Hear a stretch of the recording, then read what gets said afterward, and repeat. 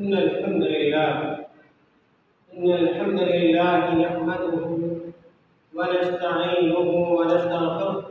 ونعوذ بالله من شرور أنفسنا ومن سيئات أعمالنا. من يهده الله فلا مضل له ومن يضلله فلا هادي له، وأشهد أن لا إله إلا الله وحده لا شريك له، وأشهد أن محمدًا عبده ورسوله. قال الله تعالى في القرآن الكريم: أعوذ بالله من الشيطان الرجيم: وقضى ربك ألا تعبدوا إلا إياه وبالوالدين إحسانا. وقال تعالى في مقام آخر: كنتم خير أمة أخرجت للناس تأمرون بالمعروف وتنهون عن المنكر وتؤمنون بالله. محترم علماء کرام اور باشندگان وجئی، یقیناً یہ لمحہ اور یہ وقت ہم تمام لوگوں کے لیے باعث مسرت ہے اور باعث شادمانی ہے کہ اہل علم کا، علماء کرام کا ایک کارواں اور قافلہ آپ کی اس مشہور بستی میں جمع ہے، جس میں فضیلت الدکتور محمد ارشد المدنی حفظہ اللہ، اسی طرح فضیلت الشیخ نور الاسلام المدنی حفظہ اللہ اور فضیلت الشیخ محمد ہاشم بشیر المدنی حفظہ اللہ شریک ہیں۔ کافی دنوں سے ہم تمام لوگوں کی خواہش تھی، بالخصوص ہماری اس بستی کا نام ایک عرصے سے میں سنتا رہا، لیکن آنے کا اتفاق نہیں ہو سکا، لیکن اللہ تعالیٰ نے آج وہ حسین لمحہ ہمیں عطا کیا، اور ہمارے ساتھ جو ہمارے اساتذہ کرام ہیں، علماء کرام ہیں، وہ بھی موجود ہیں کہ آپ کے سامنے حاضر ہوں اور اللہ اور اس کے رسول صلی اللہ علیہ وسلم کے پیغامات کو سنایا جائے۔ میرے بھائیوں، اللہ رب العالمین نے قرآن کریم کے اندر ارشاد فرمایا کہ کنتم خیر امہ اخرجت للناس تأمرون بالمعروف وتنہون عن المنکر۔ اللہ تعالیٰ نے اس امت کو خیر امت قرار دیا ہے، بہترین امت قرار دیا ہے۔ ہم اور آپ اس بات سے واقف ہیں کہ اس امت محمد صلی اللہ علیہ وسلم سے قبل بہت ساری امتیں گزری ہیں، چاہے وہ آدم علیہ السلام کی امت ہو، حضرت نوح علیہ السلام کی امت ہو، حضرت ابراہیم علیہ السلام کی امت رہی ہو، یا کہ حضرت موسیٰ اور عیسیٰ علیہ السلام کی امت رہی ہو، لیکن اللہ تعالیٰ نے اس امت محمدیہ کو خیر امت کے لقب سے ملقب فرمایا، اور اس کی جو ذمہ داریاں اللہ تعالیٰ نے بتلائیں اور جو فرائض اس امت پہ ڈالے گئے ہیں، اللہ تعالیٰ نے کہا کہ امت خیر امت اس لیے ہے کہ تأمرون بالمعروف، اس امت کے افراد معروف کا حکم دیتے ہیں، بھلائی کا حکم دیتے ہیں۔ ایک مسلمان جہاں بھی رہے گا وہ حق کی آواز کو بلند کرتا رہے گا، سچ کی آواز کو بلند کرتا رہے گا۔ ایک مسلمان جہاں بھی رہے گا توحید کے مطابق اپنی زندگی گزارتا رہے گا۔ ایک مسلمان جہاں رہے گا سنت کے چراغ کو جلاتا رہے گا۔ ایک مسلمان جہاں رہے گا شرک کے خلاف اپنی آواز کو بلند کرتا رہے گا۔ ایک مسلمان جہاں رہے گا بدعات کے خلاف اپنی صدا کو عام کرتا بڑھتا رہے گا۔ اسی لیے اللہ تعالیٰ نے کہا کنتم خیر امہ اخرجت للناس، تم لوگوں کے لیے پیدا کی گئی ہو۔ اس امت کو اللہ تعالیٰ نے لوگوں کے لیے برپا کیا ہے اور اس کی ذمہ داریوں میں اس بات کو شامل کیا ہے کہ معروف کی دعوت اس امت کے لوگ دیتے رہیں گے اور معروف کے ساتھ ساتھ برائیوں سے روکتے رہیں گے۔ جہاں بھی ایک مسلمان برائی کو دیکھے گا، بے حیائی کو دیکھے گا، گمراہی کو دیکھے گا، ضلالت کو دیکھے گا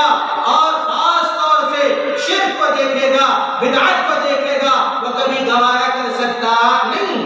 معروف کے کاموں میں سب سے بڑا کام اللہ رب العالمین کی وحدانیت پہ اس بات کو عام کرنا ہے کہ اس ہوئے زمین پر اگر کسی کی عبادت ہوگی اور کسی کو پوجا جائے گا تو اللہ کو پوجا جائے گا۔ اللہ تعالیٰ نے اپنی عبادت ہی کے لیے اس دنیا کے تمام لوگوں کو پیدا کیا، جیسا کہ اللہ تعالیٰ نے کہا وَمَا خَلَقْتُ الْجِنَّ وَالْإِنسَ إِلَّا لِيَعْبُدُونَ، کہ دنیا کے لوگوں سن لو، ہم نے تمام انسانوں کو اور تمام جناتوں کو اس دنیا میں جو بھیجا ہے اور پیدا کیا ہے وہ محض اپنی عبادت کے لیے پیدا کیا ہے۔ اور اسی چیز کو اللہ تعالیٰ نے قرآن کریم کے اندر ارشاد فرمایا وَقَضَىٰ رَبُّكَ أَلَّا تَعْبُدُوا إِلَّا إِيَّاهُ، کہ تیرے رب نے یہ فیصلہ فرما دیا ہے وَقَضَىٰ رَبُّكَ أَلَّا تَعْبُدُوا إِلَّا إِيَّاهُ۔ اے مسلمانوں، آپ جہاں بھی رہتے ہو، جس بستی میں بھی رہتے ہو، جس علاقے میں رہتے ہو، چاہے آپ ویرانوں میں رہو، صحراؤں میں رہو، پہاڑوں میں رہو، آبادیوں میں رہو، اللہ تعالیٰ نے یہ ذمہ داری عائد کی ہے، اللہ کا یہ فیصلہ ہے کہ اس زمین پر اگر عبادت ہوگی تو اللہ کی ہوگی۔ وَقَضَىٰ رَبُّكَ أَلَّا تَعْبُدُوا إِلَّا إِيَّاهُ وَبِالْوَالِدَيْنِ إِحْسَانًا، اور اللہ تعالیٰ